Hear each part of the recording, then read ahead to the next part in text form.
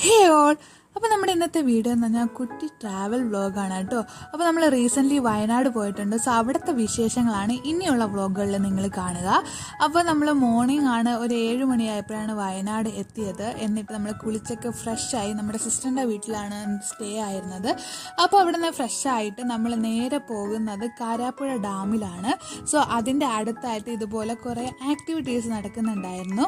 അപ്പോൾ ഒത്തിരി ആളുകളുണ്ടായിരുന്നു കേട്ടോ. ഒരുപാട് ആൾക്കാർ വേറെ സ്ഥലത്തു നിന്നൊക്കെ വരുന്ന ആളുകളുണ്ടായിരുന്നു. നമ്മൾ ഈ അമ്യൂസ്മെന്റ് പാർക്കിലൊക്കെ കാണുന്ന പോലത്തെ ആക്ടിവിറ്റീസാണ് ഇവിടെ ഉണ്ടായിരുന്നത്. ലാർജസ്റ്റ് സ്വിങ് ഒക്കെ ഉണ്ടായിരുന്നു.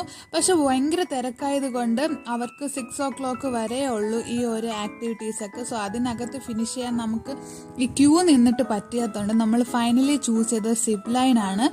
അധികം എക്സ്പെൻസീവ്, നല്ല അഫോർഡബിൾ ആണ്, പക്ഷെ ലോങ്ങസ്റ്റ് ആയിട്ടുള്ള റൂട്ടാണ്. ഞങ്ങൾ വളരെ എൻജോയ് ചെയ്തു. അപ്പോൾ ബാക്കി വിശേഷങ്ങൾ അടുത്ത വ്ളോഗിൽ കാണിക്കാം. ബൈ.